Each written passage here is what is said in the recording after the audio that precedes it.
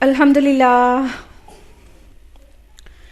अल्हम्दुलिल्लाहि वहदा वस्सलातु वस्सलामु अला मन ला नबिय्य बअदा। अऊज़ु बिल्लाहि मिनश शैतानिर रजीम। बिस्मिल्लाहिर रहमानिर रहीम। कमा अरसलना फीकुम रसूलन मिनकुम यतलू अलैकुम आयातिना व युज़क्कीकुम व युअल्लिमुकुमुल किताब वल हिकमा व युअल्लिमुकुम मा लम तकूनु तअलमून। बिस्मिल्लाहिर रहमानिर रहीम। रब्बिश्रह ली सदरी व यस्सिर ली अमरी वहलुल उक़दतम मिन लिसानी यफ़क़हू क़ौली। मोहतरमा सादिया साहिबा और मिर्ज़ापुर की मेरी अज़ीज़ी ख़वातीन, आप सभी का तहे दिल से खैर मक़दम है। अस्सलामु अलैकुम व रहमतुल्लाहि व बरकातुहू। सबसे पहले तो मैं अल्लाह रब्बुल आलमीन का शुक्र अदा करती हूँ कि अल्लाह ताला ने ये मौका मुझे फ़राहम किया, और साथ में ऑर्गेनाइज़र का बहुत ज़्यादा शुक्रिया अदा करती हूँ कि उन्होंने मौका दिया कि रब और रसूल की कुछ बातें आप तक पहुँचा सकूँ। अल्हम्दुलिल्लाह, जज़ाकुमुल्लाहु खैरा एवरीबॉडी जिसने थोड़ा भी एफर्ट किया हाँ इस प्रोग्राम को ऑर्गेनाइज़ करने में। अल्लाह ताला उन सबको अजर अज़ीम से नवाजे जिन्होंने कोशिशें की और ये प्रोग्राम मुनक़्क़िद किया। बहुत जल्दी बढ़ती हूँ अपनी गुफ्तगू की जानिब, वक्त काफ़ी हो चुका है। जैसा कि आपके इल्म में ज़रूर होगा कि मेरी गुफ्तगू का मौजू है असर हाजिर में ख़वातीन की जिम्मेदारियाँ। असर हाजिर यानी ये जो कंटेम्प्रेरी टाइम है, इस वक्त इस दौर में ख़वातीन की क्या जिम्मेदारियाँ हैं। ख़वातीन अपने आप में ज़िम्मेदार मखलूक हैं, वो निस्फ़ इंसानियत हैं। हर दौर में उनकी कुछ रोल्स, कुछ रिस्पॉन्सिबिलिटीज़ रही हैं टुवर्ड्स सोसाइटी, समाज की तरफ। लेकिन मेरी गुफ्तगू मबनी होगी कि इस दौर में, जिसको हम दौर फितन कह सकते हैं, दौर फितन में ख़वातीन की क्या जिम्मेदारियां हैं। आज हम जिधर नज़र उठाकर देखें तो हर तरफ फितने ही फितने हैं। झूठ, ग़ीबत, चुगली, बेईमानी, दगाबाजी, कत्ल, गारतगरी, रहज़नी और तरह तरह के जराइम हमारे सामने हैं। और सबसे बढ़कर उर्यानी और मोबाइल का फितना। मोबाइल एक्चुअली फितना नहीं है, लेकिन उसका जो अक्सर यूजेज है वो फितने का बाइस बन रहा है, इसलिए कह रहे हैं। यानी ये जो हम इंफॉर्मेशन एज में जी रहे हैं, ये जो इंटरनेट एरा में हम जी रहे हैं, ये अपने आप में एक बून भी हो सकता है, लेकिन वो हमारे लिए फितने का काम कर रहा है क्योंकि हम उसका गलत इस्तेमाल कर रहे हैं। तो ये है असर हाजिर, जहाँ हर तरफ बुराई है, हर तरफ कमियां हैं, हर तरफ अल्लाह और रसूल की नाफरमानी है। ना सिर्फ गैर मुस्लिमीन बल्कि मुस्लिम उम्मा की एक बड़ी अक्सरियत, मतलब हम बड़ी भी कह रहे हैं, अक्सरियत भी कह रहे हैं, कि बहुत बड़ी तादाद, कह सकते हैं मेजर मेजॉरिटी, वो दीन से गाफिल है, जिसकी वजह से बहुत सारे और फितने पूरी तरह से समाज में अपना घर कर चुके हैं, अपना मकाम इख्तियार कर चुके हैं। अल्लाह ताला ने हमसे कहा था कुरान हकीम में, सूरह आल इमरान सूरह नंबर 3 आयत नंबर 103 में, वअतसिमू बिहब्लिल्लाहि जमीअन वला तफर्रकू, अल्लाह की रस्सी को मजबूती से थामो और फिरके ना बनाओ। अल्लाह की रस्सी क्या है? अल्लाह की रस्सी क्या है? क्या है? कुरान। माशाअल्लाह, बारकल्लाह सिस्टर। हब्लुल्लाह कुरान मजीद है। अल्लाह सुब्हानहू व तआला ने हमको फरमाया कि हब्लुल्लाह को थामे रखो और फिरके ना बनाओ। आज हमने हब्लुल्लाह को छोड़ दिया, किताबुल्लाह को छोड़ दिया, जिसकी वजह से हम फिरकों में डिवाइड हो गए, मुख्तलिफ फिरके वजूद में आ गए और सब अपना झंडा बुलंद करने में लग गए, और हमने किताब की तालीमात को भुला दिया। सारी दुनिया में जो नॉन अरब्स हैं, गैर अरब मुस्लिम, उनमें से 0.0001% लोग जो गैर अरब हैं वो कुरान को समझकर पढ़ते हैं। कितने? जिनकी जुबान अपनी अरबी नहीं है लेकिन वो कुरान को समझते हैं, उनकी तादाद सिर्फ इतनी है 0.0001%। जब हम अल्लाह के पैगाम को समझेंगे ही नहीं तो क्या खाक अल्लाह की फरमाबरदारी करेंगे? क्या खाक नबी के लाए हुए पैगाम को हम समझ पाएंगे?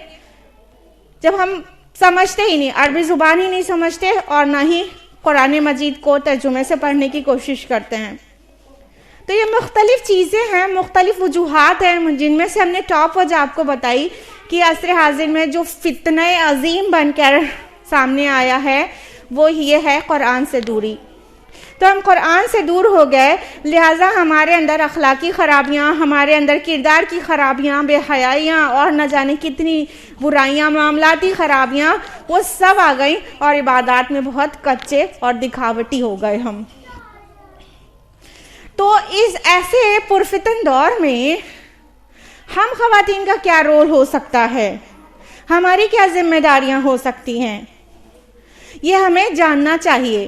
क्योंकि सिर्फ डिस्कशंस बहुत बुरी चीज़ है। Literally I am telling this कि डिस्कशन बुरी चीज़ है। सिर्फ डिस्कशन, हम बैठ के वक्त का रोना रोते रहते हैं, यहाँ ये हो रहा है, वहाँ वो हो रहा है, ऐसे कैसे लोग हो गए हैं आजकल, बस यही बातें करते रहते हैं, सिर्फ डिस्कस करते हैं लेकिन अमल दरामद नहीं करते। मोमिन ऐसा नहीं करता। मोमिन कैसा होता है? हालात जो हैं उसको बदलने की, उसको सही करने की, बेहतर बनाने की कोशिश करता रहता है। तो आइए हम और आप जाने कि हम अपनी क्या जिम्मेदारियों को समझें, पहचानें और उन्हें किस तरह से निभाएं कि ये जो हम इवल्स ऑफ द सोसाइटी में रह रहे हैं, जो समाज की जिन बुराइयों के दरमियान रह रहे हैं, उनको कुछ कम कर सकें। हम मिटा देने पर कादिर ना हो लेकिन हम अपना कंट्रीब्यूशन कुछ कम करने में तो दे सकते हैं। तो हमें उसको कम करने की फिक्र होनी चाहिए। बात करें तो प्रैक्टिकल बात करें, खाली लफाजी नहीं, प्रैक्टिकल बात करें कि एक्चुअली फितना है तो उसे दूर कैसे करें। आप लोग प्लीज़ खामोशी का और सुकून और इत्मीनान का मुजाहिरा करें, नहीं तो आपका इकट्ठा होना, मेरा यहाँ आना, सबका मकसद और ऑर्गेनाइजर्स का इतना पेन लेकर और प्रोग्राम को ऑर्गेनाइज करना, ये सबका मकसद फोत हो जाएगा। तो बच्चों से भी कहें कि सुकून इत्मीनान का मुजाहिरा करें और आप लोग खुद भी जिस मकसद से इकट्ठा हो उसे पूरा होने देना। तो मैं कह रही थी कि किस तरह से हम ख़वातीन को अपना रोल प्ले करना चाहिए इस समाज में जो दौरे हाजिर है, जो कंटेम्प्रेरी टाइम चल रहा है, उसमें हम अपना क्या रोल प्ले कर सकते हैं। देखिए, हम ख़वातीन घर में भी एक रोल में होते हैं और समाज में भी एक रोल में होते हैं। घर में हम अक्सर 4 रोल में नज़र आते हैं, 4 रिश्तों में, 4 बड़े ख़ास रिश्तों में नज़र आते हैं। तो उन 4 रिश्तों में हम लोग जान लेंगे कि हमारा क्या रोल है और फिर समाज में जान लेंगे कि हमारा रोल ऑन द होल क्या है सोसाइटी में। तो हम सबसे जो 4 बड़े रिश्ते हैं उनमें से सबसे अहम रोल में है हम माँ की तरह। तो माँ की तरह हमारी क्या जिम्मेदारियां हैं, और दूसरा हम बीवी की हैसियत से सेकंड मोस्ट इन्फ्लुएंशियल फेज में होते हैं, तीसरा बहन की हैसियत से और चौथा बेटी की हैसियत से। इन 4 रिश्तों में हम अपने घर के अंदर रह के बहुत अहम रोल प्ले कर सकते हैं समाज सुधार में। तो एक सबसे अहम रोल है जो ख़वातीन का और घर के अंदर रह के, वो है बतौर माँ। हालांकि सिस्टर सादिया ने अभी आप लोगों को बहुत तफसील से बताया कि एक माँ की क्या जिम्मेदारी होती है टुवर्ड्स तरबिया ऑफ हर किड्स, उसके बच्चों की तरबियत में उसकी क्या जिम्मेदारियां होती हैं। तो हम इस बहुत ज़्यादा तफसील में नहीं जाएंगे, लेकिन चूंकि यही रोल सबसे अहम है तो इसकी तरफ हम आपकी याद दहानी बिल्कुल कराना चाहेंगे कि माँ की हैसियत से हम सबसे ज़्यादा जिम्मेदार हैं। देखिए, जब एक औरत माँ बनती है ना, तो वो उसको लगता है उसका किस कदर रुतबा बढ़ा दिया गया है, और सिर्फ लगता नहीं है, ये रियलिटी भी है कि उसका रुतबा एकदम से बढ़ा दिया जाता है और समाज में वो मर्दों को पीछे छोड़कर वो 3 गुना मर्दों से आगे निकल जाती है। जैसे कि वो बुखारी की हदीस शायद आप में से अक्सरों को पता होगी कि अल्लाह के नबी सल्लल्लाहु अलैहि वसल्लम से जब पूछा गया मेरे हुस्न सुलूक का सबसे ज्यादा मुस्तहक कौन है, तो फरमाया तुम्हारी माँ। पूछो उसके बाद कौन, फरमाया तुम्हारी माँ। पूछो उसके बाद कौन, फरमाया तुम्हारी माँ। और पूछो उसके बाद कौन, तो बोला गया तुम्हारा वालिद। तो अब वालिद को पीछे छोड़ जाती, जब वो माँ बन जाती है तो 3 गुना उसके राइट्स जो हैं रेज हो जाते हैं। तो क्या सिर्फ जब पोजीशन मिलती है, राइट्स बढ़ते हैं, हुकूक बढ़ते हैं, तो साथ में जिम्मेदारियां नहीं जुड़ी रहती? कोई भी पोजीशन दुनिया की ऐसी नहीं है जो बड़ी पोजीशन हो उसके साथ बड़ी जिम्मेदारी ना जुड़ी हो। एक्चुअली पोजीशन दी ही इसलिए जाती है कि उसके साथ जो जिम्मेदारियां उसको निभाया जाए। तो जैसे ही एक औरत माँ बनती है, उसके हुकूक जिस तरह रेज हो जाते हैं, उसी तरह उसकी रिस्पॉन्सिबिलिटीज भी बहुत रेज हो जाती हैं। तो एक माँ की हैसियत से खाली हम दुलार प्यार ना करें। देखिए ये मोहब्बत का जज्बा तो हैवानात के अंदर भी होता है नहीं होता? हैवानात के बच्चे पैदा होते हैं तो वो उन्हें किस तरह से मोहब्बत से चाटते हैं, चूमते हैं, दूध पिलाते हैं। बच्चा मर जाए तो गाय भैंस दूध देना बंद कर देती है सदमे से। हाँ, चिड़िया अपने बच्चे को किस तरह मशक्कत से ला के खिलाती है। मोहब्बत का जज्बा तो हैवानात के अंदर भी होता है। और हम हैवान नहीं हैं, सिर्फ हम इंसान हैं। हमारे अंदर कुछ हैवानी तकाजे हैं ज़रूर, लेकिन हम बहुत आला, उनसे बहुत ऊंची मखलूक हैं। तो क्या खाली हम भी दुलार प्यार करें हैवानात की तरह, जानवरों की तरह, तो हमारी जिम्मेदारी अदा हो गई बतौर माँ?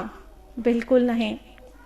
अल्लाह ताला ने जिस तरह इंसानों को आला, उम्दा और अशरफ बनाया है तमाम मालूम मखलूक़ात में, उसी तरह उसे आला अशरफ जिम्मेदारियां भी सौंपी हैं।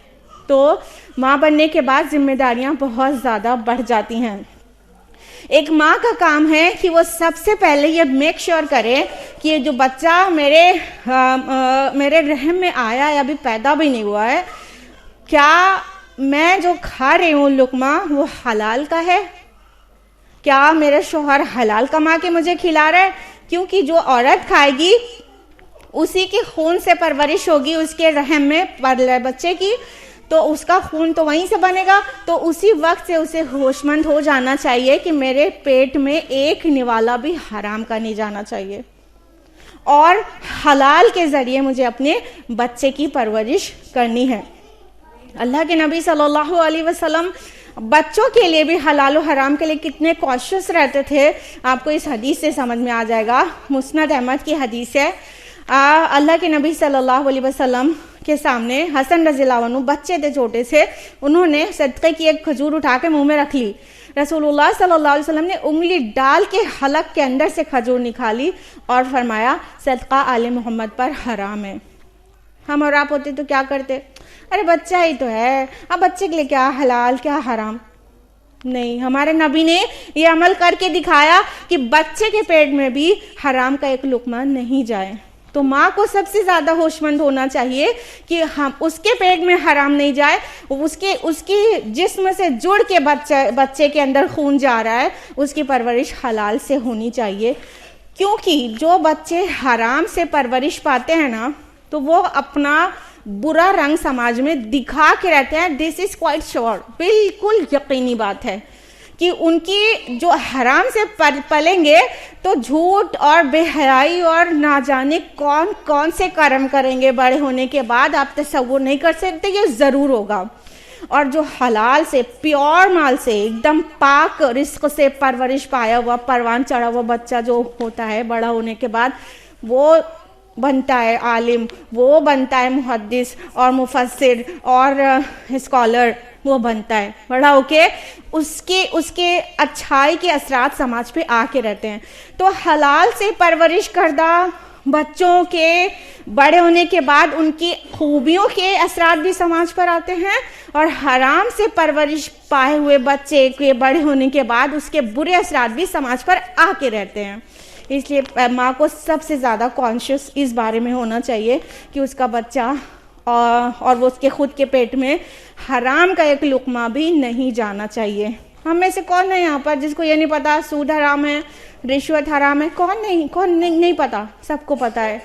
मगर औरतें जानती हुए कि उसका शौहर हराम कमा रहा है, कभी रिश्वत ले लेता है या बैंक में जो पैसे रखता है उसका सूद भी खा जाता है, जानते हुए भी इग्नोर कर देती हैं। शायद वो लग्जूरियस लाइफ चाहती रहती हैं, तो उनके बच्चों के लिए अभी बच्चों की फीस भरना है, तो फिर नहीं, हलाल से नहीं होगा तो हराम से भी कमा के उनको आला तालीम दिलाना है, उसकी वजह से हराम को भी इख्तियार कर लेती हैं।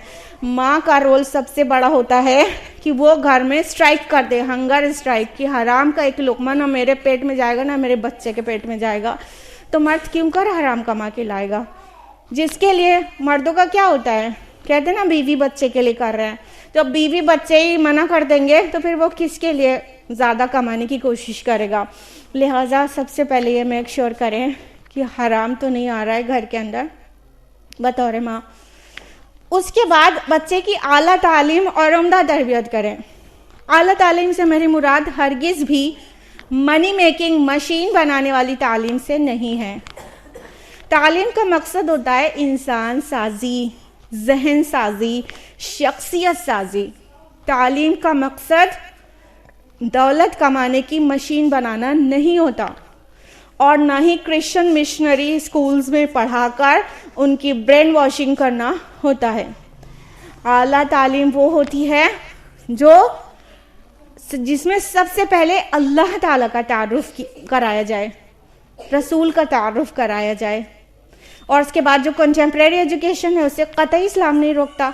यानी ये असरी जो उलूम है इससे इस्लाम रोकता नहीं। इस दौर की तालीम, साइंस, मैथमेटिक्स, कंप्यूटर्स, इस्लाम इससे रोकता नहीं, बल्कि इसको भी एनकरेज करता है, इसको भी एनकरेज करता है।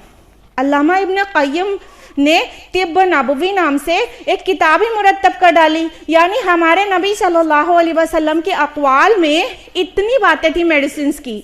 हाँ, आज जिसको MD कहते हैं ना, MD, डॉक्टर ऑफ मेडिसिन, तो जब डॉक्टर कोई MD बनता है तो वो इस दौर की जो मेडिसिन की तालीम है उसको हासिल करके बन रहा है ना। हमारे नबी सल्लल्लाहु अलैहि वसल्लम उस दौर की मेडिसिन के बारे में इतनी बातें की हैं कि तिब्ब नबवी नाम से एक किताब तैयार है। सुभान अल्लाह। तो इस्लाम कंटेम्प्रेरी एजुकेशन से नहीं रोकता और ना ही दुनिया में कामयाब होने से रोकता है। अल्लाह ताला फरमाते हैं कुरान हकीम में, हाँ, अब दुआ हमको सिखाई सूरा बकरा सूरा नंबर 2 आयत नंबर 201 में, और ये सबसे मारूफ दुआ है कुरान हकीम की, रब्बना आतिना फिद दुनिया हसना व फिल आखिरति हसना व क़िना अज़ाबन्नार। ऐ हमारे रब, दे हमें दुनिया में भी भलाई और आखिरत में भी खैर, और बचा ले हमें आग के अजाब से। कहाँ रोक रहा है अल्लाह ताला दुनिया में खैर और भलाई मांगने से? बिल्कुल भी नहीं, बल्कि दोनों चीज़ का खैर और भलाई मांगना रिकमेंड किया जा रहा है, दुआ करने के लिए सिखाया जा रहा है अल्लाह ताला की तरफ से। तो दुनिया में भी कामयाब होने के लिए अच्छी तालीम दें, बहुत अच्छी तालीम दें, साइंस, कंप्यूटर्स, मैथमेटिक्स, ज्योग्राफी, सारी तालीम दें, लेकिन सारे उलूम में चोटी का इल्म, टॉप क्लास इल्म कुरान का इल्म है। इसे ना भूल जाएं, इसे ना भूल जाएं। अल्लाह के नबी सल्लल्लाहु अलैहि वसल्लम फरमाते हैं, सही बुखारी की हदीस है, जिल्द नंबर 6 सफ़ा नंबर हदीस नंबर 545, खैरुकुम मन तअल्लमल कुरान व अल्लमा। शायद इस हदीस से आप सब वाकिफ होंगी। तुम में से बेहतरीन वो है जो कुरान सीखे और सिखाए। सारे उलूम हासिल करें, लेकिन सबसे ऊपर कुरान के इल्म को रखें। अपने बच्चे के लिए ऐसे स्कूल, ऐसे मदरसे को चुने जहां पर कंटेम्प्रेरी एजुकेशन भी हो और कुरान सुन्नत की तालीम भी हो। कंटेम्प्रेरी एजुकेशन देने की होड़ में हम क्रिश्चियन मिशनरी स्कूल्स में डाल के सुबह सुबह शिर्क न करवाएं बच्चों से। अब क्रिश्चियन मिशनरी स्कूल्स के प्रेयर बुक उठाकर देखिए, उसमें आपको लिखा हुआ मिलेगा लीडर्स हेवनली फादर लीडर्स। मतलब कहा जा रहा है कि फादर सा कॉन्सेप्ट डेवलप किया जा रहा है, मसीह अलैहिस्सलाम अल्लाह ताला के बेटे माज़अल्लाह, ये सिखाया जा रहा है। और अल्लाह ताला को फादर और मसीह अलैहिस्सलाम को सन, ये कॉन्सेप्ट दिया जा रहा है, और वो दुआ कर रहा है बच्चा। क्या ही अच्छा होता जो हम अपने बच्चे को सिखाते लम यलिद वलम यूलद, ना किसी से जना ना किसी को जना। सूरह इखलास सूरह नंबर 112 आयत नंबर 3। और कभी सिखाया जा रहा है one word from you has wiped our sins away, यानी मसीह अलैहिस्सलाम की वजह से सारे लोगों का जो गुनाह है वो धुल गया, और उनके रिजरेक्शन पे बिलीव करे और उनके क्रूसिफिक्शन पे बिलीव करे कि बगैर नजात ही नहीं होगी। तो ये क्या है, हमारे बच्चे के अकीदे को ख़राब किया जा रहा है। कुरानी अकीदा ये है अल्लाह तज़िरु वाज़िरतु विज़्रा उख़रा, कोई उठाने वाला बोझ किसी दूसरे का नहीं उठाएगा, हर इंसान अपने अमल का खुद जिम्मेदार है। तो हम ये सिखाते ना, हमारे बच्चों की सुबह की शुरुआत कैसे होती है, बच्चा ने वॉशरूम गया, ब्रश किया और उसके बाद स्कूल के लिए तैयारी, चला गया स्कूल। ना सुबह के अस्कार पढ़ा उसने, ना फजर की सलाह पढ़ा उसने, ना अल्लाह ताला को याद किया सुबह को अल्हम्दुलिल्लाहिल्लज़ी अहयाना बअद मा अमातना व इलैहि नुशूर, कुछ नहीं पढ़ा। ना सुबह जागने की दुआ पढ़ा और ना ही अज़कार और नथिंग, फजर की सलाह भी नहीं, बस स्कूल। ये हमारा दीवानापन है। अगर हम कंटेम्प्रेरी एजुकेशन, पहले तो हम कंटेम्प्रेरी एजुकेशन के लिए भी कंसर्न नहीं है, हम लोग बिल्कुल फिक्रमंद नहीं है, लेकिन जो लोग हैं तो दीवानगी की हद तक हैं। बाकी अल्लाह ताला और अल्लाह के रसूल का कोई नाम नहीं है, कोई तालीम में ना जगह है, ना सुबह की शुरुआत में जगह है। How would a morning be a good morning without फजर सलाह? How come? कैसे हो सकती है कोई मॉर्निंग, जाके स्कूल में good morning teacher, what kind of good morning is that without फज्र? बगैर फज्र सलाह के गुड मॉर्निंग हुई कैसे? ये तो निहायत नहुसत भरी मॉर्निंग है जिसमें फज्र की सलाह ही नहीं, फज्र की नमाज ही नहीं है। तो ये सिखा रहे हैं हम अपने बच्चे को। तो तालीम से मेरी मुराद ऐसी तालीम की नहीं है, तालीम एक बामकसद तालीम होना चाहिए जिसमें कंटेम्प्रेरी एजुकेशन भी हो और कुरान सुन्ना एजुकेशन भी हो। सारी अपने बच्चों के लिए ऐसे मदरसे, ऐसे स्कूल का इंतखाब करें जहाँ पर दोनों चीज़ें एक साथ दिया जाए, ताकि उसकी सही जहन साजी हो सके, अच्छी तरह से वो पढ़ के निकल सके। आज क्या है कि हम ना घर में उसे दीन सिखाते हैं, ना इस्लामिक स्कूल्स का इंतखाब करते हैं, और फिर हम कहते हैं बच्चे हमारा कल्चर नहीं सीख रहे हैं, बच्चे हम दीन नहीं सीख रहे हैं। कैसे सीखेंगे? तिफ्ल में बू आए क्यों माँ बाप के अतवार की, दूध तो डब्बे का था, तालीम थी सरकार की। ऐसे कैसे आएगा? कैसे सीखेगा वो इस्लामिक कल्चर? हाँ, कैसे सीखेगा? हम तो कभी सीरियस नहीं हुए उसे सिखाने के लिए अपना दीन। और जहाँ तक तरबियत की बात है तो तालीम बगैर तरबियत ना सिर्फ नाकिस है बल्कि मुज़िर है। यस, आई एम सेइंग मुज़िर, नुकसानदेह है, नुकसानदेह भी हो सकती है और बहुत बार नुकसानदेह है। आप में से कितने लोग हैं जिन्होंने डॉक्टर्स के बारे में ये सुना है कि किडनी चोरी हो गई? सुना है नहीं सुना है? ऑपरेशन हुआ था किसी और चीज का, किडनी चुरा लिया गया। सुना है नहीं सुना है? किडनी चोरी करने वाले डॉक्टर्स सुना है कि नहीं? हाँ, ऐसे डॉक्टर्स सुना है जो कमीशन पे नकली दवाएं राइज कर देते हैं, मार्केट में फैला देते हैं। हाँ, सुना है नहीं सुना है? कितने तंदुरुस्त आज़ा को चुरा लेना, और गरीबों का, मरीजों का, जिनके अटेंडेंट बहुत गरीब है, उनका जेब काटना। डी फॉर डॉक्टर के बजाय डी फॉर डाकू बना है आजकल, ठीक है? ये है कि नहीं? मरीज की मजबूरी का फायदा उठाकर उनकी जेबें काटना और तंदुरुस्त आज़ा को चुरा लेना, और न जाने कितने क्राइम कर रहे हैं ये डॉक्टर्स। अब बताइए, पढ़े लिखे नहीं है क्या? डॉक्टर्स पढ़े लिखे नहीं होते? सबसे ज्यादा पढ़े लिखे, सबसे बाइज्जत वो पेशा है डॉक्टर का, लेकिन डॉक्टर्स ये कर रहे हैं। रीजन जानते हैं क्या है? इनकी माँ और टीचर ने इन्हें तालीम तो दी, तरबियत नहीं दी। तालीम तो दी, आला तालीम दी, डॉक्टर बन गए, तरबियत नहीं दी। साइबर क्राइम सुना है आप लोगों ने? साइबर क्राइम, इंटरनेट के ऊपर जो क्राइम होता है, किसी के बैंक से पूरा बैंक बैलेंस उड़ गया, गायब हो गया ना, ऐसा होता है। और कितने और जराइम इंटरनेट की मदद से किए जाते हैं। ये साइबर क्राइम बहुत तेजी से बढ़ रहा है, बहुत तेजी से बढ़ रहा है। कई 100 गुना एक एक साल में बढ़ जा रहा है, इतनी तेजी से। तो ये साइबर क्राइम करने वाले जाहिल हैं, गंवार हैं, हाईली क्वालिफाइड है ना, कंप्यूटर इंटरनेट से इतना वाकफियत है उनको, बहुत ज़्यादा वाली, तब वो कर पाते हैं। क्यों कर रहे हैं इतने पढ़े लिखे लोग, तालीम याफ्ता लोग ऐसे क्यों कर रहे हैं? क्योंकि उनकी माँ और टीचर ने उन्हें तालीम दी, तरबियत नहीं दी। लिहाजा वो ऐसे हो गए जैसे कि तालीम उनकी जौहरे ज़ाती को खा गई, आबे हयात पी के उसे मौत आ गई। तो ये है, तालीम हासिल करके और समाज के लिए मुज़िर बन गए, जितनी तालीम मिली उतने मुज़िर बन गए, और ज़्यादा लोगों के जेब काट रहे हैं, लोगों को नुकसान पहुंचा रहे हैं। कितना बड़ा बड़ा नुकसान है बिना तरबियत के। अल्लाह ताला ने क्या कहा सूरह शम्स सूरह नंबर 91 आयत नंबर 7 में, क़द अफ़लह मन ज़क्काहा, कामयाब हो गया वो जिसने अपने नफ्स का तज़किया किया। तो एक माँ को चाहिए अपने नफ्स के तज़किए के साथ साथ अपनी औलाद का भी तज़किया करे। अल्लाह के नबी सल्लल्लाहु अलैहि वसल्लम का सीक्वेंस यही था तिलावत कुरान के बाद।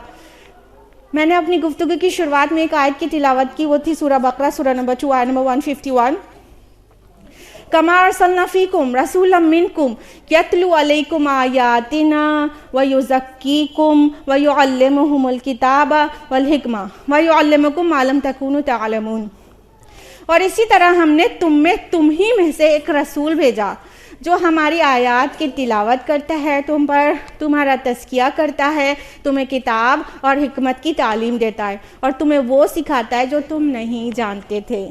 अल्लाह ताला ने नबी सल्लल्लाहु अलैहि वसल्लम को जो आला सिफ़ात और जो आला जिम्मेदारियां देकर भेजा है, उनको अल्लाह के नबी को इन 4 तरह से पूरे करने के लिए बोला गया।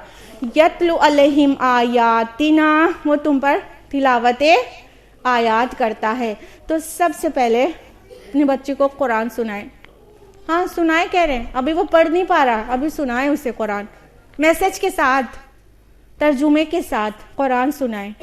अल्लाह की आयत की तिलावत करें जैसे हमारे नबी को सिखाया गया। अगली चीज़ तुम्हारा तज़किया करता है, उसका प्यूरिफिकेशन करें, तज़किया करें। तज़किया का मतलब होता है प्यूरिफिकेशन। प्यूरिफिकेशन मतलब पाकी, नफ्स को पाकी। हम बड़े बुरे माहौल में रहते हैं और वहाँ से बुराई हमको लगती रहती है, तो उसको प्योर करना, पाक करना ज़रूरी है। जैसे एक लैंप हो, पहले एक वो मिट्टी का तेल वाला लैंप आता था, सबके घर में होता था, अभी सब क्या इन्वर्टर होने की वजह से गायब हो गया है। मिट्टी के तेल का लैंप होता था, उसमें अंदर कैसेरीन डालते थे, उसकी लौ होती थी, वो कांच का शीशा होता था। क्या होता है उसमें, कभी कभी मतलब धुआं निकलता है जिससे लैंप का शीशा काला होने लगता है। ठीक है, अगर मान लीजिए उस शीशे को बार बार हम साफ नहीं करें, बस ऐसे ही धुआं निकलने दें और ऐसे लैंप को जलाते रहें, तो क्या होगा? अल्टीमेटली ये होता है कि वो शीशा इतना धुआं से काला हो जाएगा कि अंदर चाहे जितनी लौ बढ़ा दें हम, रोशनी बाहर नहीं आने की, अंदर रोशनी घुट के रह जाएगी, माहौल को मुनव्वर नहीं कर पाएगी। तो यही रोल है तज़किया का। इंसान का नफ्स है, नफ्स अम्मारा बुराई की तरफ बुलाता है, शैतान है, बुरे साथी हैं, बहुत सारी समाज की बुराइयां हैं, बुराई की में इंडल्ज होने के पूरे चांस होते हैं इंसान के अंदर। तो वो बुराई जो गुनाह करता है तो एक स्याह नुक्ता लगा दिया जाता है ना, वो हदीस आपको पता होगी। ठीक है, तो वो कैसे साफ होता है? तज़किया से। प्योरिफिकेशन प्रोसेस होना चाहिए। जब लैम्प का शीशा काला होने लगे तो उसको निकाल के वॉश कर दिया जाता है, फिर वो चमक लगता है, फिर रोशनी बिखरने लगता है। हाँ, इसी तरह इंसान का सोल जो है, रूह, वो पाक है। हाँ, उसके अंदर से जो नूर है वो नहीं निकलेगा अगर तज़किया का प्रोसेस रेगुलर ना हो। प्यूरिफिकेशन, डूज एंड डोंट्स बताना, कुरान की तिलावत करना, कुरान के मैसेज को बताना और अल्लाह क्या चाहता है बताना, क्या नहीं चाहता है, किससे नाराज़ होता है बताना, जो कुछ गुनाह हो जाए तो उसे इस्तिग़फ़ार करो सिखाना। ये सारा प्रोसेस जो है ये सफाई प्रोसेस ये तज़किया प्रोसेस कहलाता है। ये बहुत ज़्यादा ज़रूरी है। अगर हम ऐसा ना करें तो खाली तालीम देके गोया ऐसा हो जाएगा जैसे हमने चोर के हाथ में टॉर्च पकड़ा दिया। वो उससे राहगीर को रास्ता थोड़ी दिखाएगा, वो किसी के घर के चोरी करने के लिए ताले में नकब लगाएगा, उसी टॉर्च का इस्तेमाल ना। तो वही टॉर्च का इस्तेमाल राहगीर को रास्ता दिखाने के लिए अच्छा इस्तेमाल हो सकता था। तो ये काम माँ के करने का है, माँ के करने का है। आज हमारे समाज में मुस्लिम घर में भी बच्चों की तरबियत ऐसी नाक़िस की जा रही है कि कैसी कैसी खबरें हमारे अराउंड आती रहती हैं जो बहुत ज़्यादा अफसोसनाक होती हैं। उन बुराइयों से बचाने के लिए, उन ख़तरात से बचाने के लिए सिर्फ एक ही तरीका है आपके पास, और वो है कि तरबियत करें, तरबियत करें। वो दिन आने से पहले कि बैठ के रोना पड़े और इज़्ज़त कि बिल्कुल तार तार हो जाए और समाज में रुसवाई हो जाए और दिल फटा जाए और ऐसा कहने पे इंसान मजबूर हो जाए, ऐसी औलाद के पैदा होने से अच्छा तो हम बे औलाद होते। वो दिन आने से पहले हम उनकी तरबियत करें। सॉल्यूशन सिर्फ यही है, सॉल्यूशन सिर्फ यही है। लेकिन ध्यान रखें, तरबियत कोई ज़ुबानी अमल नहीं है, सिर्फ ज़ुबानी अमल नहीं है। माएँ क्या चाहती हैं? नॉन स्टॉप बोलती रहें और कह रही हैं हम तरबियत कर रहे हैं, नॉन स्टॉप बोलती हैं। बच्चे इरिटेट हो जाते हैं, लिटरली इरिटेट हो जाते हैं। तरबियत ज़ुबानी अमल नहीं है, तरबियत प्रैक्टिकल अमल है। प्रैक्टिकली करके दिखाना होगा क्या करना है और क्या नहीं करना है। कॉग्निटिव साइकोलॉजी, चाइल्ड साइकोलॉजी के अकॉर्डिंग बच्चा 7 साल की उम्र तक उसका जो कॉग्निटिव डोमेन होता है वो वाला जो पुख्ता हो जाता है और उसके बाद फिर एक्सेप्ट नहीं करता फर्दर चेंजेस, वो 7 साल की उम्र तक रहता है। 95% उसका वो ब्रेन डेवलप हो चुका है, माइंड का वो हिस्सा डेवलप हो जाता है जो चीज़ 7 साल के अंदर उसने सराउंडिंग में हो रही देखी होती हैं। हम 7 साल से छोटे बच्चे को जो कहते हैं बच्चा है, उसके सामने शौहर बीवी झगड़ा करते हैं, शौहर अपनी बीवी को गधी कहते हैं, बीवी अपने शौहर को कमबख्त कह सकती है, और घर में सब तरह की चीज़ें होती हैं और हर वक्त पैसा कमाना, पैसा कमाना, पैसे कमाने की बात होती है। Literally I am telling you कि आज गौर करिए अपने घर को, कोई कैमरा, सीसीटीवी कैमरा लगा लीजिए, फिर उसकी फुटेज देखिए आप लोग दिन में घर में करते क्या हैं, जहाँ पे बच्चे भी होते हैं।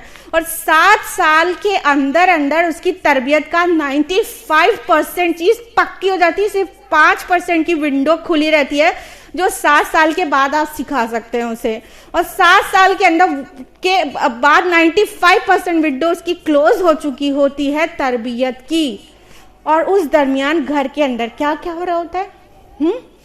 फुफ्फी की बुराई, दादी की बुराई, हाँ, कभी अम्मा अब्बा को बुरा कह रही हैं, कभी अब्बा अम्मा को बुरा कह रहे हैं, हाँ, ये सारी चीज हो रही होती है। आप कहते हैं हमने अपने बच्चे को झूठ बोलना नहीं सिखाया। कोई माँ बाप ऐसा नहीं होगा जो कहे बेटा झूठ बोला करो, झूठ बोल के अपना काम निकाल लिया करो। कोई माँ बाप नहीं सिखाता। कैसे सिखाता है? I am telling you. Call आया, अब्बा ने कहा बेटे से, 7 साल के बेटे से फोन रिसीव करके अंकल से कह दो अब्बा सो रहे हैं। बेटे को आपने अब मत कहिए कि झूठ बोलना नहीं सिखाया, ये आपने ये नहीं सिखाया उसको कि आपका काम निकल गया। आपने ये सिखाया कि जब तुमको किसी से बात नहीं करनी हो या तुम्हें किसी को टालना हो, अपने को बचाना हो, तो इस तरह झूठ बोल दिया करो, ये सिखाया आपने। ये नहीं कहा आपने कि फोन करके कह दो अब्बा सो रहे हैं। आपने बच्चे को सिखाया कि झूठ बोल के अपना काम निकाल लिया करो। लिटरली ये अल्फाज नहीं थे, मगर उससे पुख्ता तरबियत ये थी जो आपने प्रैक्टिकल करके दिखाया। ये उससे पुख्ता तरबियत थी। हम चाहते हैं, माफ करिए माजरत के साथ, कि हम धतूरे के बीज लगाएं और अंगूर की फसल काटें, तो ऐसा नहीं होता। ला तजरऊ तहसुदू, कमा तजरऊ तहसुदू, जैसी खेती वैसा काटना, गार्बेज इन गार्बेज आउट, जो बोगे वही काटोगे। हर लैंग्वेज में फ्रेज है, हर लैंग्वेज में। हाँ, तो हम जो बोते हैं वही काटते हैं। जब हमने उसे बचपन से ये सिखाया ही नहीं कि अल्लाह के क्या हुकूक हैं, रसूल के क्या हैं, तो उसे वालिदैन के भी नहीं सिखाया। जब हमने उसे कुरान पकड़ाया ही नहीं तो उसे नहीं पता वालिदैन के हुकूक क्या हैं। बड़ा होने के बाद वो जो है कुरान से तो वाकिफ़ है नहीं, अपने वालिदैन को किक आउट करके ओल्ड एज होम में भेज देता है। क्यों? क्योंकि हमने कुरान से बेखबर रखा। अगर हमने उसे कुरान की पुख्ता तालीम दी होती, नबी सल्लल्लाहु अलैहि वसल्लम और सहाबा के वाक़यात सुनाए होते, तो उसे ये भी पता होता कि वालिदैन के बारे में अल्लाह ताला क्या कहते हैं और सहाबा ने वालिदैन की किस तरह से खिदमत की और उनके हुकूक कैसे अदा किए। उसे अपने आप पता होता, आपको नहीं सिखाना पड़ता।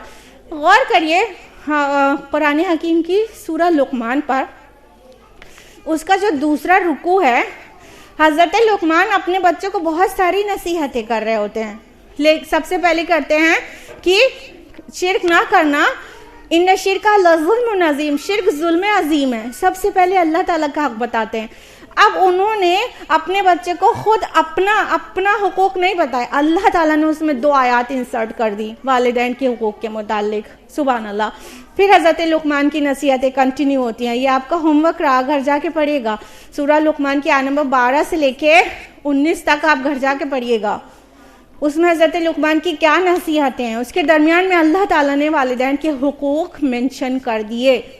तो हमको, जब हम उसे कुरान ही पकड़ा देंगे, जब हम उसे सहाबा की हिकायात सुनाएंगे, तो वो खुद ब खुद सीख जाएगा ना वालिदैन के हुकूक।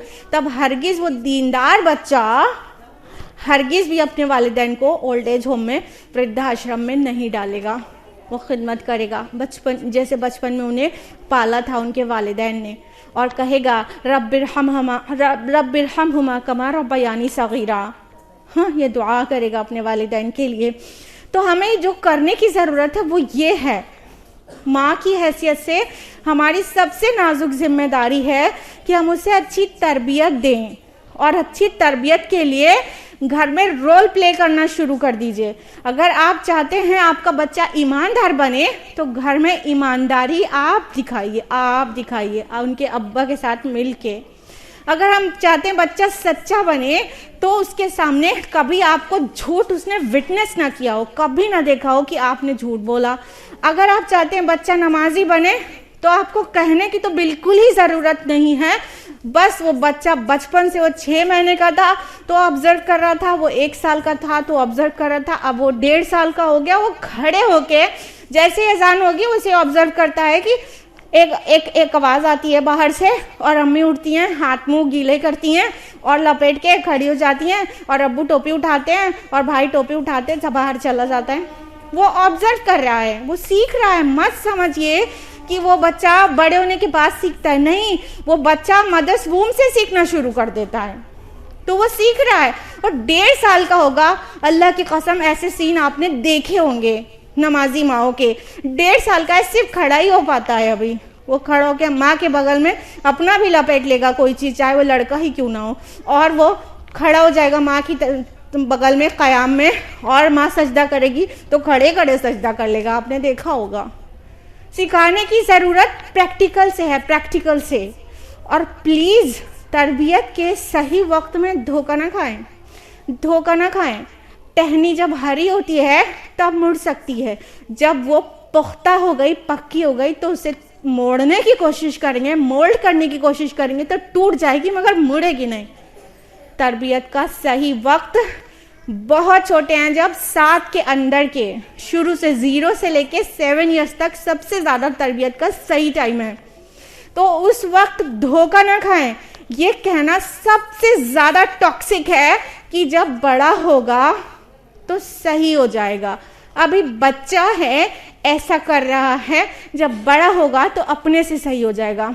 ये कहना गोया ऐसा है कि आप एक दीवार है उसकी तामीर तिरछी कर रही हैं, तिरछी दीवार की बुनियाद रख रही हैं और कह रही नहीं जब बुलंद होगी तो सही हो जाएगी। जितनी बुलंद होगी वो दीवार, जिसकी बुनियाद तिरछी है, वो दीवार जितनी बुलंद होगी उतनी ज़्यादा टेढ़ी होती जाएगी और कभी भी ऊपर से सीधी नहीं होगी जब तक बुनियाद सीधी नहीं होगी। Isn't it? बिल्कुल ऐसा ही है। तो हरगिज़ मत समझिए कि अभी मेरी 8 साल की बच्ची है, नाबालिग है, अभी मैं स्कर्ट पहनाऊं, अभी मैं शॉर्ट्स पहनाऊं और ऐसे घुमाऊं। बड़ी अभी बच्ची है, बड़ी होगी तो अपने आप हिजाब और नकाब भी करेगी। अभी बच्ची है, अभी से उसे सत्रपोशी की आदत डालें। अल्लाह ताला ने लिबास को ढकने के लिए बनाया है, दिखाने के लिए नहीं। फरमाया सूरह आराफ सूरह नंबर 7 आयत नंबर 26, या बनी आदम कद अंज़लना अलैकुम लिबासा युवारी सौआतिकुम वरीशा। ए बनी आदम, हमने तुम्हारे ऊपर लिबास नाजिल किया ताकि वह तुम्हारे सत्रों को ढके और तुम्हारे लिए मुजिब ज़ीनत हो। अल्लाह ताला ने लिबास को, तन को, सत्र को ढकने के लिए बनाया है। तो मत समझिए कि 8-9 साल की बच्ची अभी नाबालिग है तो चाहे जैसा आधा खुला लिबास पहनाओ, फिर 16 साल में आप अचानक उसे कह देंगे नकाब पहनो तो पहनने लगेगी क्या? उसकी आदत तो वेस्टर्न पहनने की पड़ी हुई है। तो अचानक 16 साल में आप कहेंगे कि अब तुम जवान हो गई हो, अब तुम पर्दा करो, तो किसी हाल पे नहीं मानेगी और आपको ऐसे ऐसे रंग दिखाएगी कि आप खून के आंसू रोएंगी। ऐसा ही है, मोल्ड होने के बाद फिर सीधा करना इट्स टू डिफिकल्ट। लेकिन जब मोल्ड नहीं हुआ है बच्चा, 7 के अंदर अंदर अक्सर चीजें, 7 साल के अंदर अंदर सिखाएं अक्सर चीजें। बच्चे नाबालिग है, ठीक है, हिजाब और नकाब के फर्ज नहीं है, ठीक है, लेकिन उससे लिबास ऐसे पहनाएं जो ढकने वालों उसकी आदत पड़े कि ऐसे अम्मी ढक के रहती हैं, हमको भी ढक के रहना है। और आदत पड़ जाएगी, बड़े होके अपने से बेपर्दगी नहीं करेगी फिर वो कभी। यही नमाज का मामला है। अल्लाह के नबी सल्लल्लाहु अलैहि वसल्लम ने 7 साल में नमाज के लिए हुक्म दिया है ना, यानी उससे पहले तो आपको प्रैक्टिकल से दिखाना ही दिखाना है। 7 पे ऑर्डर करना है। अबू दाऊद की हदीस है कि अल्लाह के नबी ने फरमाया 7 साल का बच्चा हो जाए तो नमाज पढ़ने का हुक्म दो, 10 साल का तो सख्ती करो, मार भी सकते हो 1-2 हाथ सलाह के लिए, नमाज के लिए, और उन्हें बिस्तर में अलग अलग सुलाया करो। अफसोस की बात यह है कि कितने बड़े बड़े दीनदारों के घर में देखो, लड़की लड़का 10 साल के 16 साल के सब एक साथ घुस के एक बिस्तर में सो रहे हैं। ऐसी बेहयाई है। फिर उसके बाद बड़े बड़े गुनाह वजूद में आते हैं तो कहते हैं ये कौन सा दिन देखना पड़ गया। ये ऐसे नहीं देखना पड़ गया। हम बिल्कुल गाफिल हैं अपने रब और रसूल के अहकामात से। हमारे नबी ने कहा था बच्चे 10 साल के हो जाए तो अलग अलग सुलाओ। लड़की को भी अलग अलग सुलाना चाहिए 10 की उम्र के बाद, अलग अलग बिस्तर में, सबकी बिस्तर अलग होना चाहिए। तो फिर इंसेस्ट और रेप जैसे कोई वाकयात नहीं होंगे। इंसेस्ट जैसी चीजें भी हो जाती हैं क्योंकि हम घर में इतनी बड़ी बड़ी लापरवाहियां कर रहे होते हैं। माँ को देखो 16-16, 18-18 साल के लड़के को अपनी जानों पे लिटाई हुई है, बगल में लेटी हुई, कोई बेहयाई की इंतहा है घर के अंदर। बाहर की तो सभी जान रहे हैं। घर से समाज तश्कील में आता है, घर के अंदर से समाज की तश्कील होती है। जब घर के अंदर बेहयाई रहेगी तो बाहर काहे को पाकबाज लोग नजर आएंगे, घर से ही लोग बाहर जाते हैं। तो घरों को संवारें, एक माँ की हैसियत से सही तरबियत दें। जवान लड़कों के सामने खुद भी जो बिना दुपट्टों के घूमा करती है ना माएँ, उनको हया खानी चाहिए। आजकल के बच्चे अल्लाह जाने मोबाइल में क्या क्या देख रहे हैं, कैसी कैसी चीजें देख रहे हैं। माँ की भी ऐसी वैसी जगह पे नजर पड़ी है तो उनके दिमाग में अल्लाह जाने क्या क्या चल रहा है। ये सब सोचना चाहिए आप सभी को, ये सब सोचना चाहिए। तो माँ को भी अपने हया से रहना चाहिए और फिर अपनी औलाद की तरबियत प्रैक्टिकल से करें, प्रैक्टिकल से। कितने अफसोस की बात है कि अक्सर घरों में, ज्यादातर घरों में जितनी बात पैसे की होती है ना, पैसे की, दौलत कमाने की, अगर उसे 1/10 भी, आई एम टेलिंग यू 1/10, 10वां हिस्सा भी कुरान की बात और रब और रसूल की बात होने लगे तो मुआशरा संवर जाए मुआशरा। हर वक्त सिर्फ पैसा कमाने की बात होती है। पैसा कम, पैसा ज्यादा कहाँ से आएगा, क्यों, गरीबी है या आसानी है तो बड़ा बनना है, ऊंचा बनना है। तो बिल गेट्स को देखो, अरे अंबानी और बिल गेट्स के नाम सबको पता है। हमजा का नाम भी किसी को पता है, सैयदुल शोहदा, और हंजला का नाम भी किसी को पता है, गसीलुल मलाइका। हाँ, और कि उसामा का नाम भी किसी को पता है, जिसको 17 साल की उम्र में भेज दिया था नबी सल्लल्लाहु अलैहि वसल्लम ने कितने बड़े मार्के पे, हाँ, सल्तनत रोमा से टकराने के लिए सिपह सालार बनाकर। उसामा का नाम भी पता है किसी को? बिल गेट्स का तो बहुत पता है, हाँ, अंबानी और अडानी का तो रटा हुआ है। घर में दिन भर अंबानी, अडानी और बिल गेट्स की बातें होती हैं और उसामा और हंजला और हुजैफा की बात ही नहीं होती हैं, तो कैसे कैसे तरबियत होगी? हाँ, हम तरबियत जुबानी अमल बोल समझते हैं, नॉन स्टॉप बोल बोल के कहते हैं हम तरबियत कर रहे हैं। अल्लाहु अकबर। प्रैक्टिकल करके दिखाएं, प्रैक्टिकल। माँ और वालिद को मिल के सर जोड़ के प्लान सेट करना चाहिए। हम जो कुछ कर रहे हैं ना, बच्चा पूरा कैच कर रहा है। इस 7 साल के अंदर समझ लीजिए जो कुछ हो रहा है, ये कंप्यूटर का जो बच्चा पैदा हुआ था ना, समझ लीजिए खाली कंप्यूटर था। और ये 7 साल के अंदर आपने जो कुछ किया, कहा नहीं छोड़िए, जो कुछ किया वो क्या है? मदरबोर्ड तैयार हो गया उसका। तो ये मदरबोर्ड तैयार कर रहे थे आप 7 साल तक, और आपने सोचा अभी तो बच्चा है। वो बच्चे ने सारी तरबियत वहीं बैकग्राउंड से ली है, माँ बाप से। बच्चा माँ बाप को ऐसा पाए कि वो उनके हीरो हों, रोल मॉडल हों, उनके जैसा वो बनना चाहे। लेकिन माँ बाप शुरू में ध्यान नहीं देते, बाद में बच्चा बड़ा होता है, सारी उरियानियत उसके हाथ में होती है मोबाइल की शक्ल में, हाँ, और उसे रोकते नहीं, यहाँ तक कि बड़ा हो जाता है, बेहया हो जाता है, और सही तरबियत नहीं थी, घर में घरेलू झगड़े थे, अल्टीमेटली माँ बाप का दुश्मन हो जाता है। मोबाइल पे पबजी खेलता है ना, माँ बाप का दुश्मन हो जाता है फाइनली। माँ बाप का उसकी ज़िंदगी में रोल क्या रहता है? सिर्फ एटीएम, उसकी ज़रूरत खाली वहाँ से पूरी होती है, बाकी दिल में उसके बुग़्ज़ है माँ बाप के लिए। पूछिए 18 साल के बच्चे से कोई अपने अब्बा की तरह बनना चाहता है? अगर हाँ बोले तो सोचिए जीत है आपकी, आप हीरो हैं घर के अब्बा। और कोई बेटी अपनी अम्मा की तरह बनना चाहती है? अगर हाँ बोले तो सोचिए आपने कुछ सिखाया है उसे, आपने रोल प्ले किया है। तो बतौर माँ हम अपनी नाजुक जिम्मेदारी को समझें, नहीं तो नस्लें बर्बाद हो जाएंगी, नस्लें। गफलत ना बरतें, मोबाइल से अपने टाइम को रिलीज करें। ये जो हर वक्त हाथ में माँ के मोबाइल लेता है, सोचते बच्चा किताब पढ़े। क्यों पढ़े वो किताब? उसने ना अम्मी को देखा किताब पढ़ते हुए, ना अब्बू को देखा किताब पढ़ते हुए, ना बड़े भाई को देखा, ना दादी को देखा किताब पढ़ते हुए। बच्चा क्यों पढ़े? माजरत के साथ, आप चाहती हैं बच्चा किताब पढ़े, मोबाइल ना ले, तो आप किताब पढ़ती हुई उसे नजर आए ना, मोबाइल पे ना नजर आए, तो पढ़ेगा। जो देखता है वो करता है। खाली कैसेट अल्लाह ने आपकी गोद में डाला था, आपने भरा है उसके अंदर जो कुछ भरा है। तो अपनी इस नाजुक जिम्मेदारी को समझें। एक औरत बतौर बीवी सेकंड मोस्ट इन्फ्लुएंशियल है, वो सबसे ज़्यादा मुअस्सर माँ की हैसियत से है, फिर उसके बाद बीवी की हैसियत से है।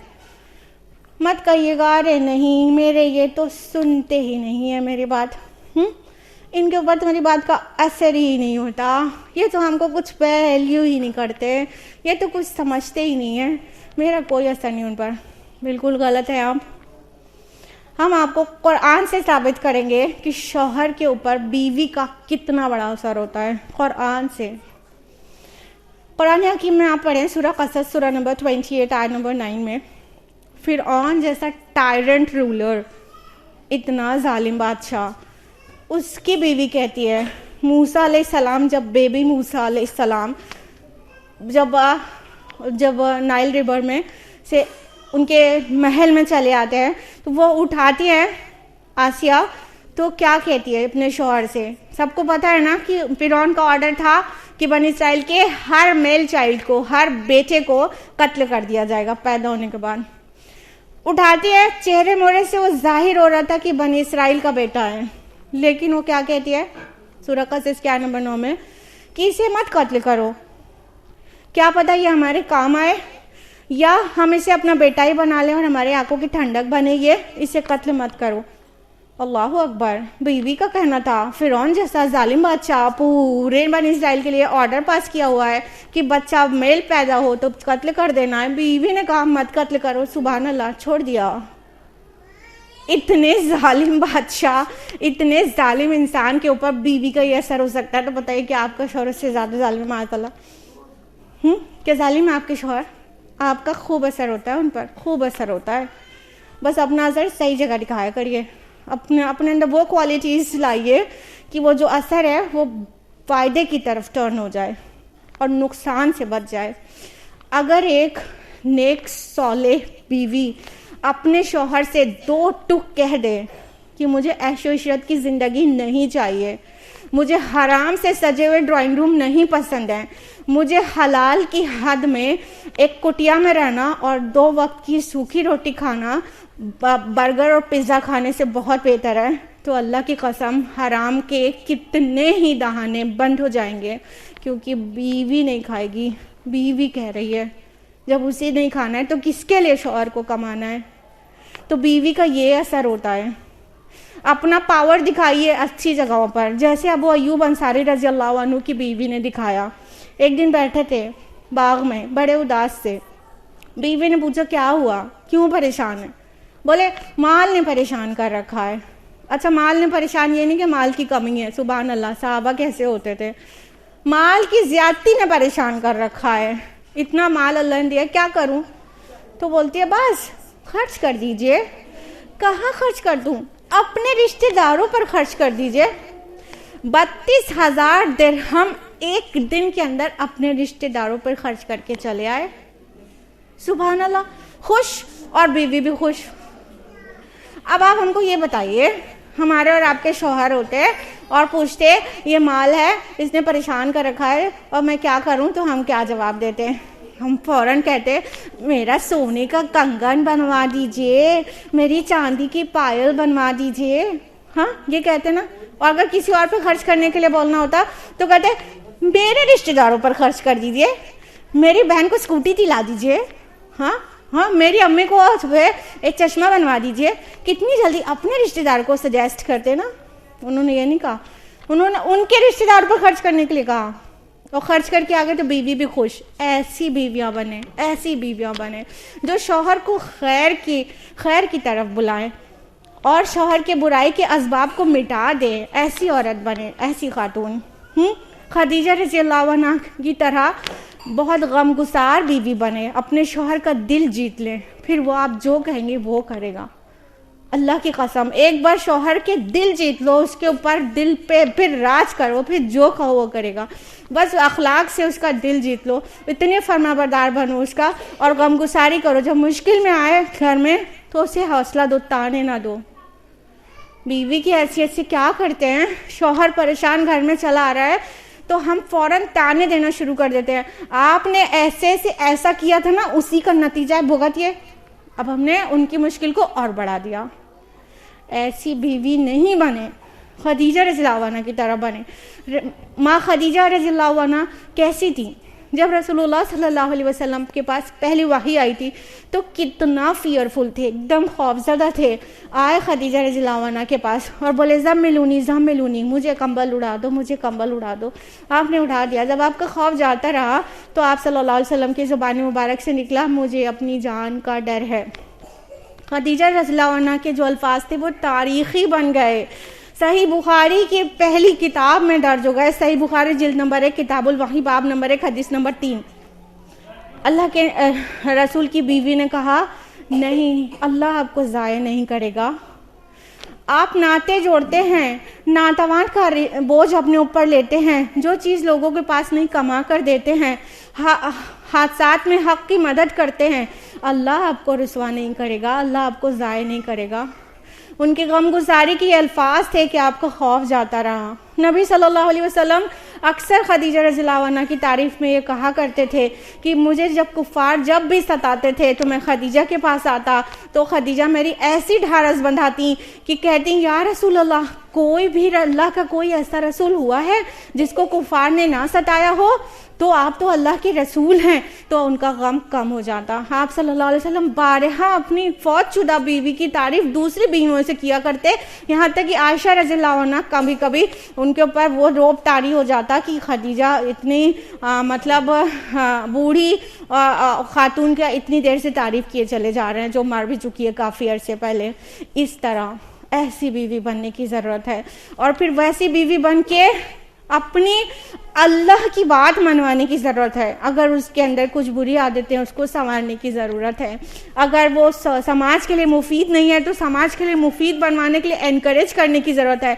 कोई अच्छा काम करके आए तो उसे शौक़ दिलाएं कि सुभान अल्लाह, जन्नत में तो आपका महल बन गया होगा, मोती का महल, आप तो वहाँ रहेंगे, हमको भी याद कर लीजिएगा। ऐसे एनकरेज करें शौहर को। ये नहीं कि कहाँ अपनी जान फंसा के चले आ रहे हो, खतरा है, हालात नहीं देख रहे हो, मैं आपके बिना जी नहीं सकती। ऐसी बीवी ना बने, पैर की बेड़ी ना बने। हाँ, उसकी राहें उस्तवार करने वाली, उसके साथ देने वाली, उसको हौसला देने वाली बने। ये बहुत बड़ा रोल है आपका बतौर बीवी, क्योंकि शौहर बाहर जो करता है ना वो आपसे बहुत मुतासिर होकर करता है। हमने खुद बारहा ये देख लिया, अभी जितनी भी उम्र है उतने में भी इतनी बार हमने देख लिया कि एक नेक सौलिया हिम्मती बीवी अपने शौहर को ज़ीरो से हीरो बना देती है, और एक लालची और दुनिया परस्त बीवी अपने शौहर को हीरो से ज़ीरो बना देती है। देखा है मैंने खुद, आपने भी देखा होगा, पक्की बात बता रही हूँ, आपने भी देखा होगा। इतना असर होता है। इतना खुले दिमाग का, सोच समझ वाला, अक्ल वाला शौहर और लालची और बेवकूफ़ बीवी उसको सिर्फ लालच, सिर्फ दुनिया परस्ती का रास्ता दिखा दिखा के उसके दिमाग को कुंद कर देती है। और एक ऐसा नॉर्मल सा या बिल्कुल बेराह रवि वाला शौहर, उसकी नेक सौलिहा बीवी उसे हक की तरफ बुला बुला के, हौसला दे दे के, उसकी तारीफ करके, अच्छी बातों के लिए उसको कहाँ से कहाँ पहुँचा देती है। तो ऐसी बने सौलिहा बीवी। बतौर बहन हमारा रोल ये हो सकता है समाज में, घर में, कि अगर भाई अपनी बहनों की भी बहुत मानते हैं और उनकी सुनते हैं तो फातिमा बिन्त खत्ताब जैसी बहन बने, जो उमर इब्न खत्ताब रज़ियल्लाहु अन्हु के क़बूल इस्लाम का ज़रिया बन गई।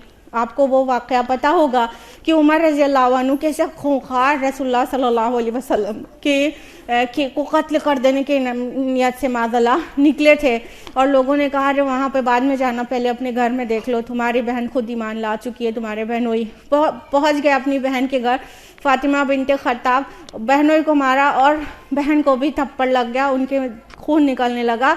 कहने लगी, ए उमर, जो करना है कर लो, हम तो मोहम्मद पे ईमान ला चुके सल्लल्लाहु अलैहि वसल्लम। उनका ये हौसला, ये जज्बा, ये हिम्मत देखना था कि उमर वहीं पर ठहर गए और उनके दिल में कुछ फील हुआ, और उन्होंने कहा, अच्छा बताओ क्या पढ़ रहे थे तुम लोग, दिखाओ। उनसे गौसले करने के लिए कहा गया, फिर कुरान सुनाया गया, और दरबार नबूवत में जाकर उन्होंने शहादा पढ़ दिया, अशहदु अल्ला इलाहा इल्लल्लाह व अशहदु अन्ना मुहम्मद रसूलुल्लाह। और उमर दाखिले इस्लाम हो गए रज़ियल्लाहु अन्हुम। तो ऐसी बहन बने जिससे जो हक का रास्ता दिखाए। भाई की कोई बुरी आदतें हो तो बहला बहला के उससे छुड़वाएं। ये नहीं कि भाई का लव लेटर या लव मैसेज इधर उधर करें, ये वाली बहन ना बने। बतौर बेटी भी हम बहुत अहम रोल प्ले कर सकते हैं कि अपने वालिद को हम जो भी कई बार जो काम बीवी नहीं कर पाई वो करके दिखा दे बेटी की हैसियत से। कभी कभी शौहर जैसे सिगरेट पीते हैं और बीवी की नहीं सुन रहे होते हैं, नहीं छोड़ रहे होते हैं, लेकिन बेटियों को तो ऐसा मानते हैं मर्द की बेटों की वो जगह नहीं होती जो बेटियों की होती वालिद के दिल में। तो बेटी अब के अगर जिद पर आ जाए, अब्बा आप सिगरेट नहीं पिएंगे, तो हाई चांसेस हैं कि अब्बा की सिगरेट छूट जाएगी। तो बेटी की तरह हम अपने वालिद को अच्छाई की तरफ बुलाएं, बुराई से रोकें, हर अच्छे काम में मोटिवेट करें। ज़रूरी नहीं है कि वालिद नेक हो और बेटी उसके बाद ही नेक हो। आज हम जिस जगह पर पैदा हुए हैं, जिस ज़माने में, वो टर्निंग पॉइंट है, मिल्लत का ये टर्निंग पॉइंट है। अच्छाई की तरफ मिल्लत टर्न हो रही है। तो ऐसा भी है कि वालिदैन सुधरे सुधराए नहीं थे, उनके बच्चे सुधर रहे हैं, तो वो अपने वालिदैन को हक की तरफ बुलाएं। तो हम बेटी की हैसियत से घर से जो अच्छाई का काम करेंगे वो अल्टीमेटली समाज तक जाएगा और समाशरा उससे इंशाअल्लाह सुधरेगा। अब हम बात करेंगे, ये तो घर के अंदर की हमारी खानगी जिम्मेदारियां हो गई जो घर के अंदर रह के हम कर सकते हैं। अब हम ये जानेंगे कि हमारी सोसाइटी में डायरेक्ट क्या रिस्पॉन्सिबिलिटीज़, क्या ड्यूटीज़ हैं, हमारी जिम्मेदारियां समाज की तरफ, माशरे की तरफ। देखिए, मेरी खुद की नज़र में माशरे में एक ख़ातून अपनी तालीम से बहुत अच्छा रोल प्ले कर सकती है। तो लेडीज़, गर्ल्स को भी चाहिए वो आला तालीम हासिल करें। आज हमारे सोसाइटी में लेडी डॉक्टर्स की बहुत कमी है, लेडी एक्सरे टेक्नीशियन और वो अल्ट्रासोनोलॉजिस्ट की कमी है। इको कराना हो तो मर्द के पास ही जाना है। सोचिए कितनी फिक्र वाली बात है कि नामहरम मर्दों के सामने सत्र को खोलना पड़ता है। तो जब हमारी बेटियां कुछ बनेंगी, आला तालीम हासिल करेंगी, वो डॉक्टर्स बनेंगी और मुख्तलिफ महकमे में जाएंगी मेडिकल के, तो हर जगह पे लेडीज़ नज़र आएंगी ना, तब हम अपना सत्य मर्दों के सामने हमारा बच पाएगा। हाँ, तभी हो पाएगा ना। तो अच्छे डॉक्टर्स बनने की ज़रूरत है। अपनी तालीम से सोसाइटी को दें, डॉक्टर बन के दें, मुख्तलिफ डॉक्टर्स। कितना अफसोस हुआ है, क्वेश्चन आया था मेरे एक सेशन में, क्वेश्चन आंसर सेशन में, उसमें पूछा गया था कि मतलब मुझे मेल डॉक्टर से इको कराना पड़ गया है हार्ट का, तो ये जायज़ है कि नहीं। मतलब पूरा चेस्ट पूरा खोल कर मर्द के सामने इको कराना, ठीक है, इको एक हार्ट का एक डायग्नोसिस है। तो सोचिए कौन कौन से हिस्सा मर्दों के सामने तभी खोलना पड़ रहा है ना जब समाज में औरतें हर मकाम पर नहीं हैं। तो कैसे होगा कि कैसे हमारे ये पर्दा कब कैसे महफूज रह पाएगा अगर हम अपनी बेटी को पढ़ाएंगे ही नहीं? कैसे महफूज रहेगा? कहीं जाके हमें सत्र खोलना पड़ेगा मर्दों के सामने। तो अपनी तालीम से अच्छे महकमे में जाएं, अच्छे डॉक्टर्स बने और अच्छे टीचर्स और प्रोफेसर्स बने, क्योंकि हम चाहते हैं हमारी बेटी को फीमेल टीचर पढ़ाए। तो जब हमने फीमेल टीचर प्रोड्यूस ही नहीं किया है तो कैसे फीमेल टीचर उसको पढ़ाएगी? और प्राइमरी एजुकेशन कैसे दी जाएगी? मर्दों के हाथों कभी हो पाएगी क्या? वो इतने प्री प्राइमरी 3 साल 4 साल 5 साल के बच्चों को मर्द डील कर सकते हैं? कभी नहीं कर सकते। हम खुद स्कूल से बिलोंग करते हैं, हमारा स्कूल तकवा इस्लामिक स्कूल इलाहाबाद में है, 13वां साल है, 13 साल कंप्लीट होने को है। हम खुद इसको प्रैक्टिकली देख रहे हैं। छोटे बच्चों को मर्द कभी पढ़ा ही नहीं सकते, नहीं पढ़ा सकते। वो माँ के अंदर ममता होती है, उस तरह से माँ एक फीमेल ही डील कर पाती है छोटे बच्चों को। तो हम अपनी तालीम से सोसाइटी में कुछ इस तरह से दें। हमारे उम्महातुल मोमिनीन तालीम याफ्ता थी, उन्होंने अपनी तालीम से सोसाइटी को बहुत कुछ दिया है, बहुत कुछ दिया है। उम्मुल मोमिनीन आयशा रज़ी अल्लाह अन्हा, she was a scholar of scholars. उनको कुरान का इल्म था, हलाल और हराम का इल्म था, और मीरास के जितने कॉम्प्लिकेटेड मसाइल आते थे, मर्द सहाबा भी जिसको कैलकुलेट करके सॉल्व नहीं कर पाते थे, वो आयशा रज़ी अल्लाह अन्हा के पास आते थे और वो फटाफट कैलकुलेट करके उसे सॉल्व कर देती थी और बता देती थी किसका कितना हिस्सा है तरके में। उसी तरह उनको मेडिसिन की नॉलेज थी, मेडिसिन की। वो नबी सल्लल्लाहु अलैहि वसल्लम की बीमारी में जब अरब और अजम से उतबा आए थे और वो उन्हें दवाएं बनाकर देते थे, तो वो इतनी ज़हीन थी कि उन्होंने उसको सीख लिया था। बाद में लोग मेडिसिन के लिए भी आयशा रज़ियल्लाहु अन्हा की तरफ अप्रोच करते थे। आपके भांजे उर्वा बिन ज़ुबैर ने उनसे कहा रहमहुल्लाह, उनसे कहा कि मतलब ठीक है, आपको कुरान का इल्म है, आप नबी की बीवी हैं, आपको अरब के लड़ाइयों और नसब नामों का आपको याद है, आप अबू बकर की बेटी हैं, लेकिन ये मेडिसिन की नॉलेज आपको कहाँ से हो गई? ये तिब्ब की इल्म कैसे हो गया? तो उन्होंने बताया कि जब रसूलुल्लाह सल्लल्लाहु अलैहि वसल्लम के लिए मेडिसिन बनाई जाती थी मरज़ुल मौत से पहले, तो मैं उसे सीख लेती थी और मुझे इस तरह से तिब्ब का भी नॉलेज हो गई। तो आयशा रज़ियल्लाहु अन्हा तिब्ब की नॉलेज थी उनको, मेडिसिन की, कह सकते हैं उस दौर की MD खातून थी। सुभान अल्लाह। उनसे 88 उलमा ने तालीम हासिल की।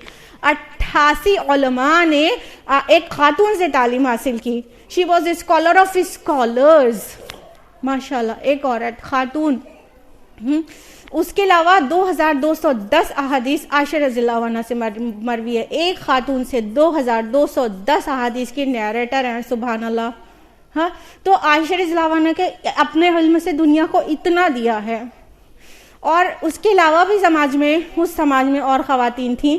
उम्मुल मोमिनीन हफ्सा रज़ियल्लाहु अन्हा, वो लिखना जानती थीं, किताबत। उस दौर में 17 या 24 लोग ही लिखे पढ़े थे, यानी जो लिख और पढ़ सकते थे, उनमें से हफ्सा रज़ियल्लाहु अन्हा भी थी।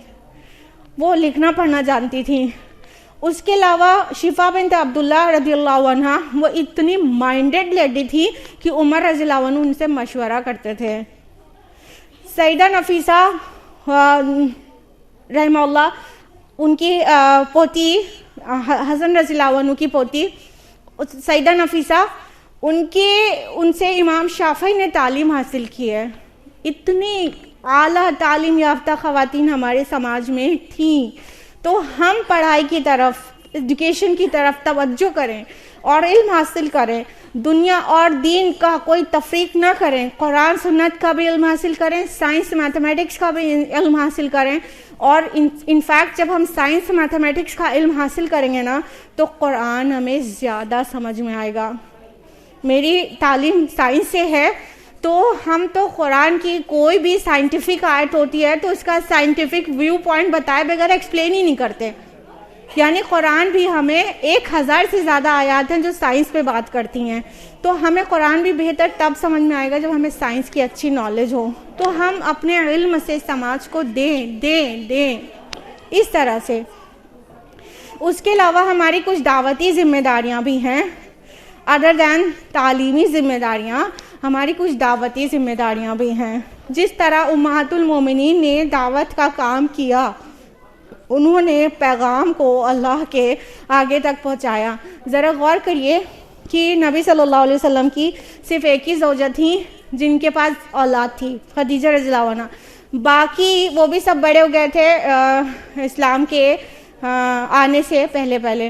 तो खदीजा रज़ियल्लाहु अन्हा के अलावा बाकी के पास औलाद नहीं थी। क्या मकसद था अल्लाह ताला का? गौर करें तो लगता है उनको दीन दूसरों तक पहुंचाना था, पूरे टाइम इस काम में लगना था। तो अल्लाह ताला ने बे औलाद रखकर दीन को अगलों तक पहुंचवाया है, सुभान अल्लाह। तो हम भी दावत का काम करें। हम देखें कि उम्मे सुलैम रज़ियल्लाहु अन्हा, वो दावत की माहिर खातून थी। इस तरह कई ख़वातीन हैं। दौर हाजिर में देखिए डॉक्टर फ़रहत हाशमी हैं। उससे पहले अभी मरियम जमीला दीन का काम कर रही थी, अभी 10 ही साल पहले उनकी वफ़ात हुई है। उससे पहले ज़ैनब गज़ाली, वो उनकी वफ़ात हुए 50 साल करीब हो गया है। तो ये ख़वातीन थी, दीन के लिए अपने को खपाया है, अपने को इन्वेस्ट किया है। तो आप भी अपनी उस जिम्मेदारी को समझें और दीन को फैलाएं। यहाँ पर देखा कितनी छोटी छोटी बच्चियाँ आके एड्रेस कर रही हैं आपको, माशाल्लाह। ये क्या है? ये दीनी जज्बा है, ये कुरान के पैगाम को आगे तक पहुँचाने का शौक़ है। ये सारे लोगों में होना चाहिए, चाहे आप किसी भी उम्र की हो। डीमोटिवेटेड मत होइए और आज से ही काम में लग जाइए। ये कुछ मुख्तसरन हमने बताया, वरना जिम्मेदारियां और भी बहुत हैं। इतने पे भी अमल कर ले तो इंशाअल्लाह मुफीद रहेगा। बस हम अपनी गुफ्तगू को यहीं पर तमाम करते हैं। सलाह को वक्त हो गया है। कुरान मजीद की एक दुआ के साथ अल्लाह ताला ने ये दुआ मेंशन की है सूरह फुरकान, सूरह नंबर 25 आयत नंबर 74 में। रब्बना हब लना मिन अज़वाजिना व ज़ुर्रिय्यातिना क़ुर्रता अयुन वजअलना लिलमुत्तक़ीना इमामा। ए हमारे रब, हमको हमारे अज़वाज और हमारी औलाद की तरफ से आँखों की ठंडक नसीब कर और बना दे हमें मुत्तक़ियों का इमाम। आमीन या रब्बल आलमीन। व आखिरु दावाना अनिल हम्दुलिल्लाहि रब्बिल आलमीन। अस्सलामु अलैकुम व रहमतुल्लाहि व बरकातुहू।